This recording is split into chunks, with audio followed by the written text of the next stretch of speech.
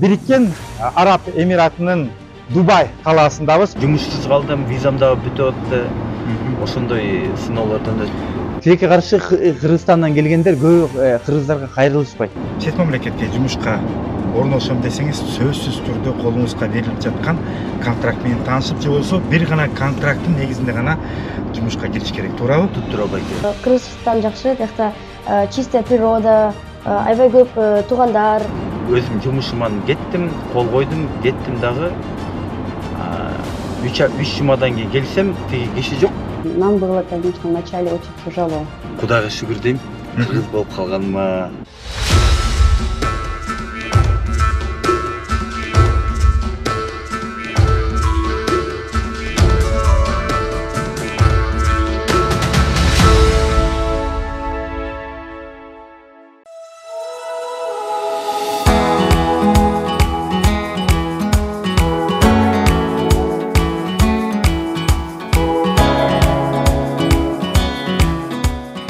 Достор, алыстагы Ала тоолуктар программасы дүйнөдөгү эң ири туристтердин калаасына айланган. Башкача айтканда, меймандардын Меккесине айланган Бириккен Араб Эмиратынын Дубай калаасындабыз. Бул жерге бекеринен келген жокпуз, себеби бүгүнкү менин каарманым көптөгөн жылдардан бери, тактап айтканда 17 жылдан бери ушул жерде жашап, эмгектенип, кыргыздын, ошон менен бир катарда баалуулугун, кыргыздын бизге гана тийиштүү каада салтын унутпай, эстен чыгарбай, биздин мекенибиз үчүн жүрөгү күйгөн жигит тууралуу болмокчу. Анда назарыңыздарда Акыл Акимов болмокчу.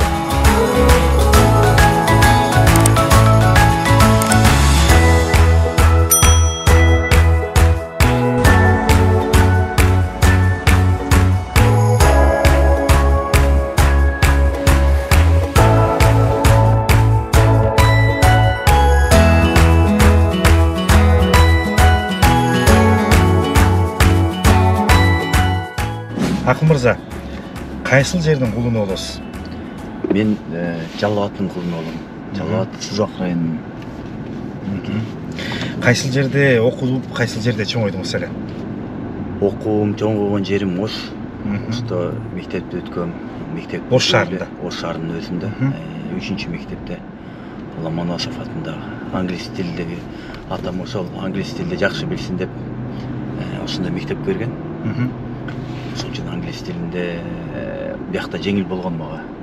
Англис тилин үйрөтүп. Демек, 3 тилде кенен эркин сүйлөйт экенсиз, кыргыз, орус жана англис тилдеринде.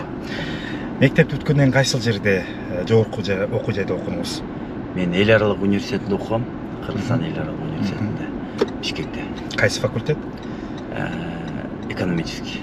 Экономика факультети. Бүттүңүз окуу жайды, андан кийин кайсыл жерлерде иштедиңиз?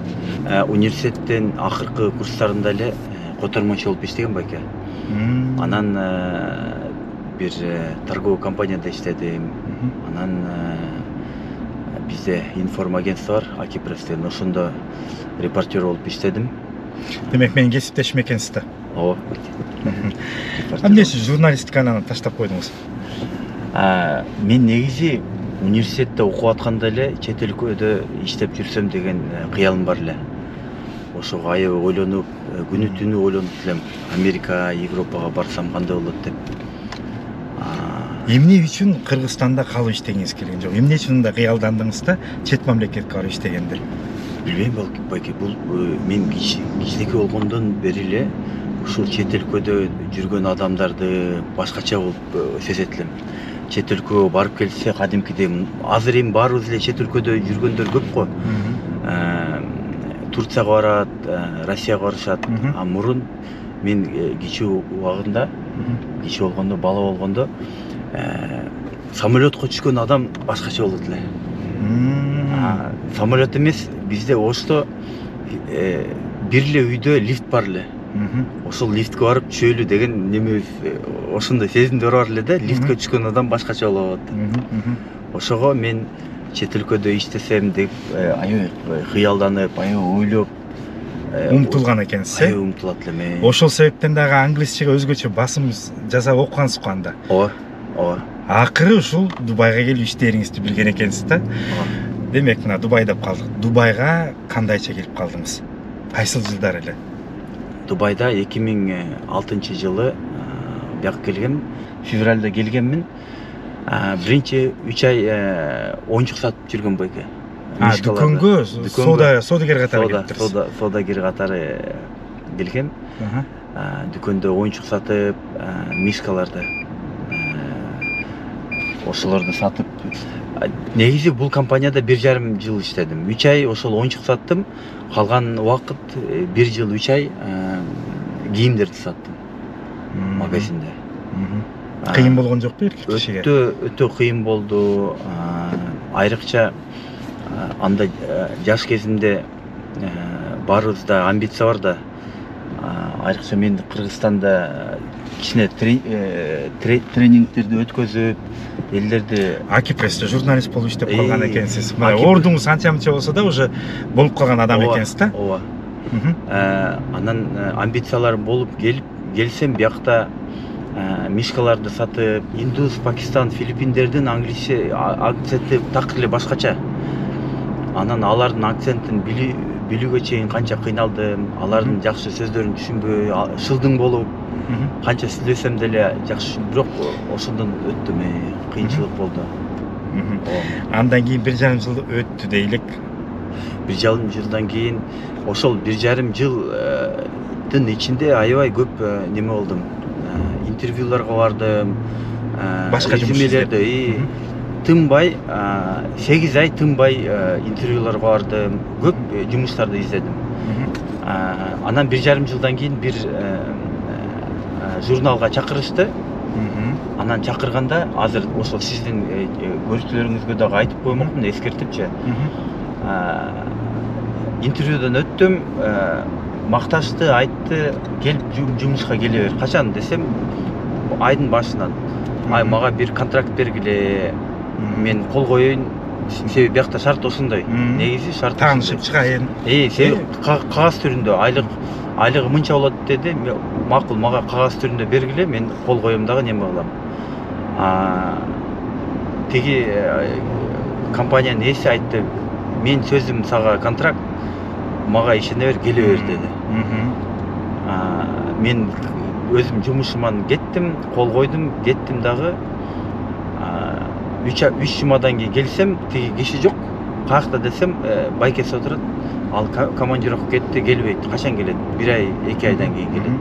Ай мен жумушка алып деле контракт неме кылган эмесмин десем, ал эми келгенде сүйлөш, мен билбейм деп койду. Сен сага жумуш жок деп койду. Ошол убакытта анан иштеп баштадым. Себеби жумушсуз калдым, визам дагы бүтүп атты. Ошондой сыноолордон өттүм. Демек ушул учурдан пайдаланып, биздин телекөрүүчүлөргө дагы биздин азыркы замандаштарга айтып өтүшүбүз керек. Эгерде чет мамлекетке жумушка орношом десеңиз, сөзсүз түрдө колуңузга берилип жаткан контракт менен таанышып, же болбосо бир гана контракттын негизинде гана жумушка кириш керек, туурабы? Туптура байке, ошол туптура. Анан дагы бир компанияга барсам, ОЗЭКи бир айлыкты айткан, мен келип кол кое турганга келсем, такыр эле башка айлыкты айтып койду, азыраак. Сен иштей бер, 3 айдан кийин дагы көбөйтөбүз деп койду. Ошондой учурлар болот. Ошондуктан визаңар себеби биякта байке немеде виза өтө эле баары компаниялар виза түрүндө эле иштейт. Бага нелегальный немелер жок практически. Расмий түрдө жумушка алышып, өкмөттөн уруксатын алып, салыгын төлөп иштешет деген сөз да. Ооба. Келишимге өзгөчө бир көңүл буруш керек экен да. Андан тышкары негизи 17 жылдан бери деп айтып атабыз. Кандай да кыйынчылыктар сиз жаңы келген мезгилдерде баштан өттү да? Эң биринчи кыйынчылык айрыкча бул орусча кантпай низкоквалифицированный турутун болуп, сатуучу болобу, неме болобу, айлыктары өтө эле төмөн. $800, $1000, $1200 чыгышы мүмкүн тажрыйбасы болбосочу, ошондой шарттарда алат. Бирок ал балким Кыргызстанда отурган азыр немелерге чоң болуп Жарандарга көп көрүнүшү мүмкүн. Бирок 1000 доллар. Бирок биякта бир эле койка место, ал комнатадагы эмес беки. 4 адам бир комнатада жашайт. 300 доллар болот бир койка место. Тамак аш өтө деле кымбат эмес, менин оюмча Бишкекте эле болуш керек. Бирок ошонун баарын кошулуп неме кылганда айдын акырында 100 доллар, 100-200 доллар калабы калбайбы дагы күмөндө. Ошондой немелер бар. Ошол эң чоң кыйынчылык. Ошол кыйынчылыктан өткөндөн кийин жакшы иштесе, негизи карьера түзсө болот. Жакшы, мен көп угуп атам, биздин кыргыз жарандары жакшы 5 жыл, 10 жыл иштеп, жакшы жетишкенчиликтери бар. Бирок ошол эң биринчи 3 жыл, кээде 5 жыл болуп калат. Ошол кыйынчылык. Ошол убакытта 2008-жыл, 2007-2008 өтө бул кыймылсыз мүлк немеси сферасы өтө өсүп аткан, бум болуп аткан. Элдер баары келип, мен көптөн бери ошого аракет кылып, бирок эч мени алган эмес да жумушкачы. Анан Кудай буйруп 2008-жылы март айында жумушка алышты. Ошол 2008-жылдын апрелинен баштап ошол кыймылсыз мүлк сферасында риэлтор болуп иштейм. Элдерге ошол патерлерди алып сатуу, арендага берүү немесинде неме кылып иштеп жүрөбүз.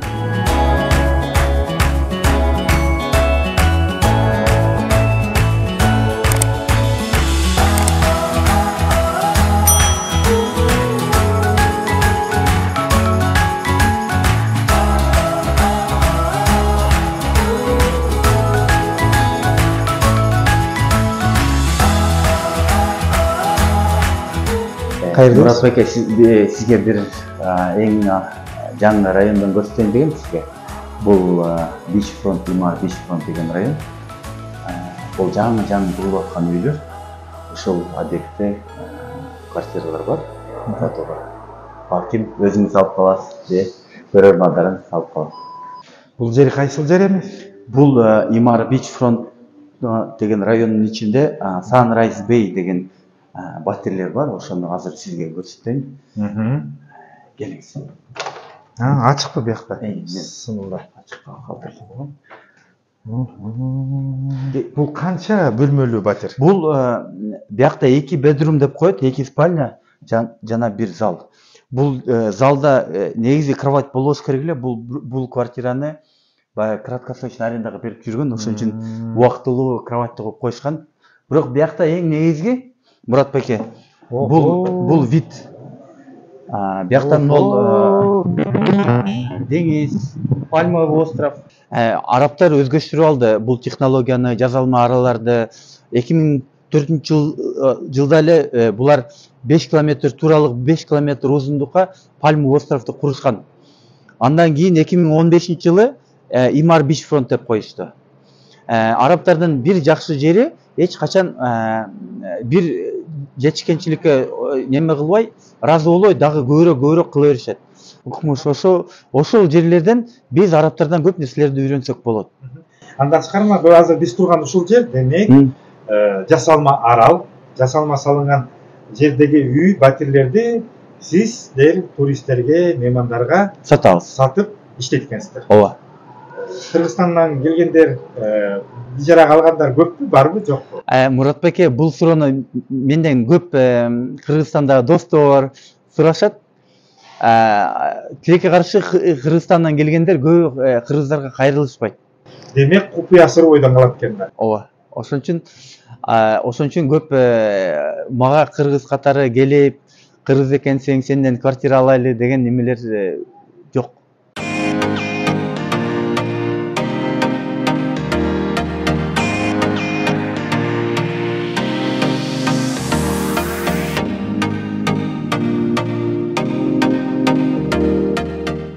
Көп азыр жумушум боюнча көбүнчө сатууга эле иштейм. Себеби биринчиден акчасы көбүрөөк түшөт. Машакаты азыраак. ижарага айрыкча мындай краткосрочный деп коет, ага элдерди алып кириш керек, чыгарыш керек, өтө эле көп убакыт талап кылат. Мен көбүнчө азыр сатуу менен эле иштейм. Бирок ушундай квартиралар сатыш да кыйын болсо керек. Кардарды кантип табасыңар? Реклама аркылуу. Реклама аркылуу. Бири-бирине айтышат, ушунда акыл деген риэлтор бар экен, чалып көрсөң, квартиралар бар экен деп, ушинтип бири-бирине айтып, жайтып неме кылып айтышат. Купуя сыр болбосо канча пайызга иштейсиз? 2% иштейм. Бул мисалы үчүн бул биз турган батир 3 миллион 900 миң дирхам. Бул 1 миллион 100 миң доллар. Ал 2% комиссион алабыз. Анан көбүнчө сатып алуучу берет. Сатуучу эмес, сатып алуучу берет. 2%, 1% жумушка кетет. 1 миллион 100 миң доллардан 2% жаңылбасам 11 миң доллар болот, 22 миң доллар болот экен. 11 миң доллар жумушка кетет, 11 миң доллар бизге калат. Ушул биз турган квартираны сатсам мен 11 миң доллар алам. Канча убакыт керек? Ушул өтө жакшы суроо, Мурат байке.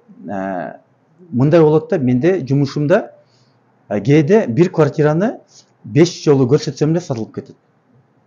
Кээде мен 5 жолу эмес, 5 ай көрсөтсөм сатылып кетет. Сатуучу мага наразы болуп, себеби басым өтө эле кымбат кылып коет, же көп неме себептерге байланыштуу сатылып калам. Андай дагы учурлар болот.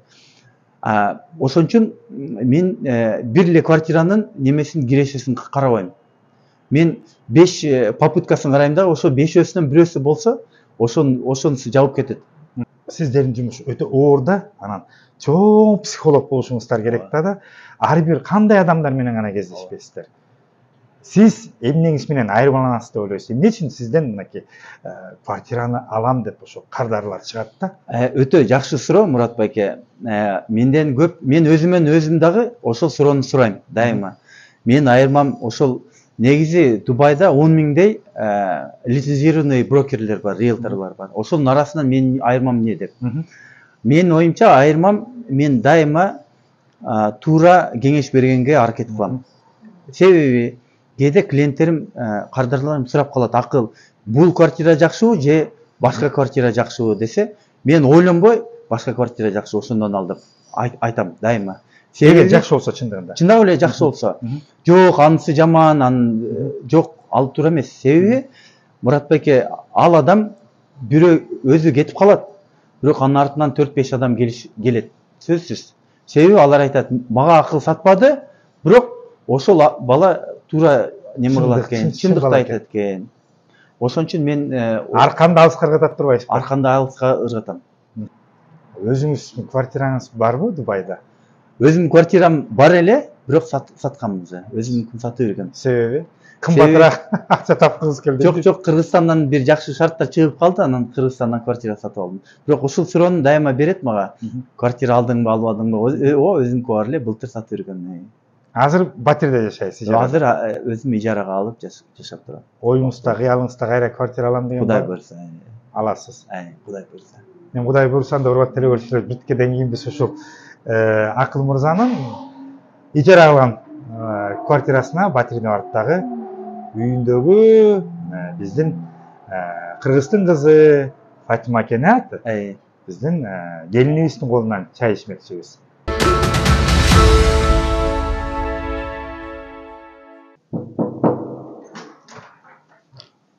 Саламатсызбы Акыл? Тамашалык, келиңиз, Мурат байке. Конокко келдик. Келиңиз.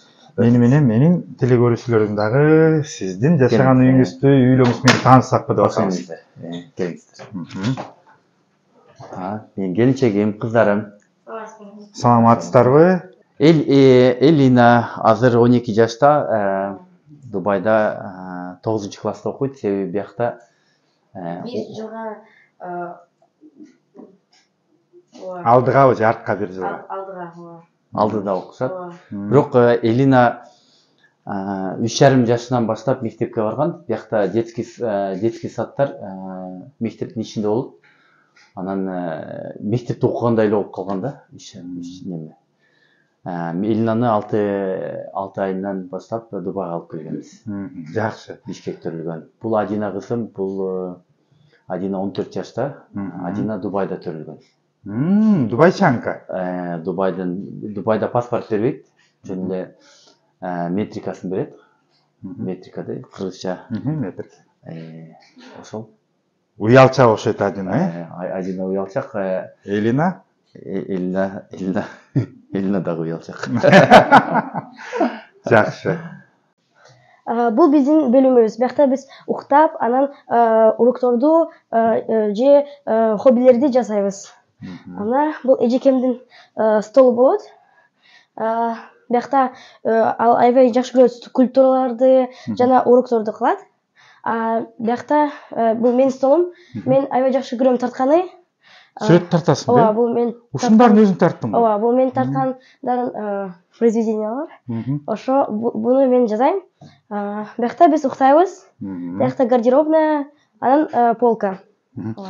Айтчы, Элина, кыргызча дагы аябай жакшы сүйлөйт экенсиң да, каяктан үйрөндүң? Же үйдө силер кыргызча сүйлөшөсүң? Мен кичинекей болгондо атам мамам менен кыргызча сүйлөгөнбүз. Анан кичине чоңоюп баратканда орусча сүйлөшүп баштагам. Ошол үчүн ата энелерим мени кыргыз школага мектепке алып келген. Бишкекте, ооба. 2 жыл тиякта окугам. Канча тилде сүйлөйсүң? 3 тилинде сүйлөйм. Кыргызча, орусча, анан англисче. Кыргызстан жакшыбы же Дубай жакшыбы? Кыргызстан жакшы. Тиякта чистая природа, аябай көп туугандар. Кичине азыр Дубайда болгон үчүн кичине кыргыз тилиди кичине унутуп баратам. Ошол үчүн кичине. Ошон үчүн ата апа мени Кыргызстанга жибергиле дебейсиңби? Ооба. Жакшы, Кыргызстандын гимнин билесиңби? Гимн берем. Айтып берчи. Ак көңүлү асказолор талалар, элибиздин жаңы менен бар. Сансыз кылым ала тосын мекендеп, сактап берди биздин ата бабалар.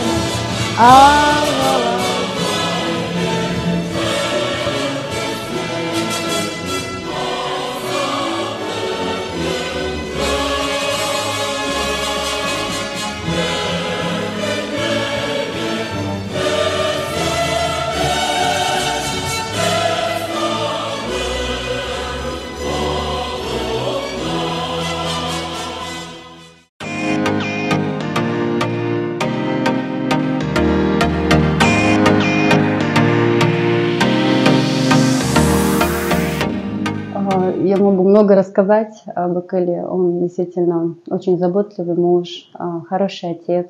Мы в Дубае начали строить свой брак, и нам было, конечно, вначале очень тяжело, потому что рождение детей здесь очень все дорого, и мы все это преодолели вместе, потому что Акыл очень трудолюбивый, ответственный, и он очень терпеливый во всех отношениях. Сколько бы ни было трудностей, он выдержал все и хорошо очень управляет семьей. Мой папа самый лучший. Мне нравится, как его оптимизм и как он удается ему делать наши дни лучше с его позитивностью и его юмором.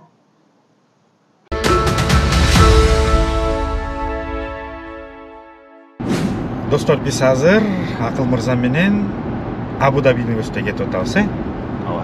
Бириккен Араб Эмираттарында ишкерлик кылуу, бизнес жасоо жеңилби, кыйынбы? Бизнес баштоо, бизнес кылуу башка өлкөлөргө, Кыргызстанга деле салыштырса өтө жеңил. Бул документ оборот электронный, салык жок. Болгону неме бар, НДС бар, бирок аны сатып алган адам төлөйт. Кой турсаңыз, такталышып алалы. Салык жок дейсизби? Кандай түшүнсөк бул? Салык жок. Салык жок, кантип ишкерлик кылса болот деген сөз да? Бир эле неме бар, исключение бар. Бул НДС. Бирок НДС бул орусча айтканда налог на потребление. Сиз аны колдонбосоңуз төлөбөйсүз. Болду, башка жок. Бирок мындай июньдан баштап корпоративный налог кирет. Бул 9%. 9% Европа өлкөлөрү менен же Америка менен салыштырсаңыз бир топ эле төмөн. Кыргызстандан ушул жерде келип ишкерлик кылып байыган биздин кыз келин эр азаматтар барбы? Мен жеке оюм боюнча Мурат байке көп эмес. Мисалы үчүн ошол эле Россияны салыштырсаңыз, мен тааныштар менен сүйлөшсөм, Россиядан көбүрөөк байыган ишкерлер көбүрөөк болгон да. Бул мен уушум боюнча себеби балким ал жерге мындай башкача ой менен барабы, биякта тилекке каршы азыраак деп ойлойм мен оюмча.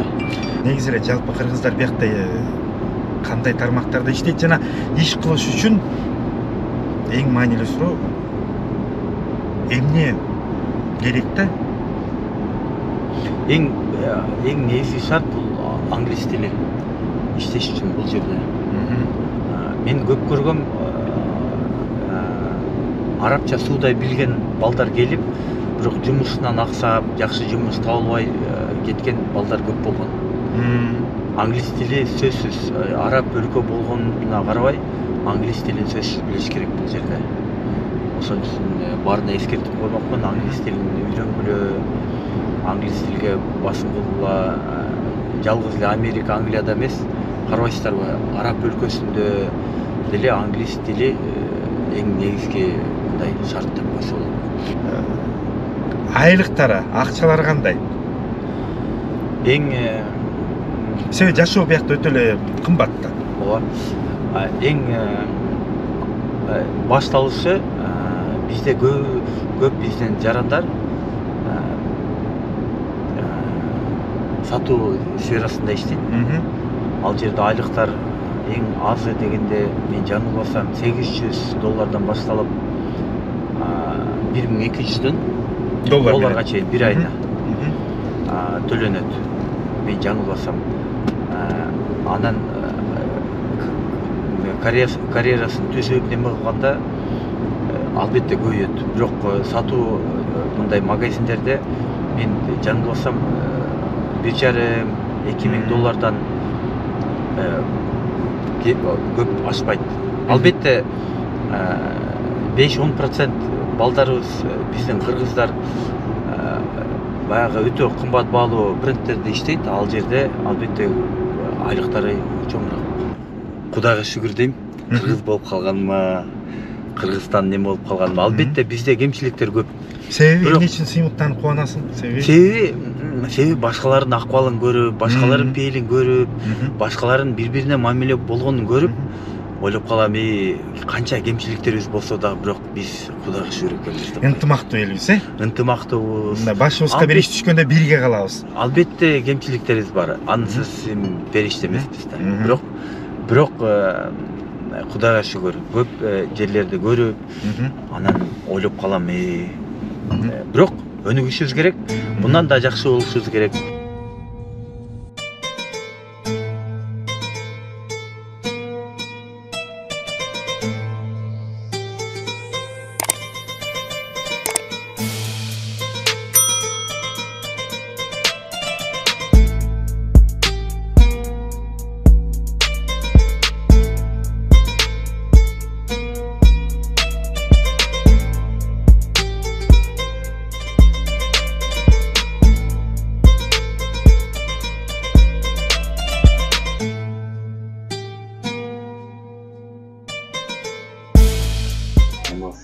Эмнеге мрамор мешіт деп аталат да? Себеби абдан көп колдонулган ичинен сыртынан мрамордун түрлөрү аябай көп. Бул Испаниядан алып келген, Италиядан алып келген мраморлордун колдонулган. Ошон үчүн мрамор көптүгүнө жараша дагы башка аты болушу мрамор мешіт. Программасын акырындап соңуна келип калдык да, мынакей жалпы сизди көрүп аткан ошо кыргызстандыктарга, жалпы биздин көрөрмандарга, телекөрүүчүлөргө, YouTube каналындагы биздин катталуучуларга эмне каалоо тилек айтып кетесиз? Каалоорум эң негизги кыргыз элибизге, жерибизге тынччылык, аманчылык, бакубатчылык, анан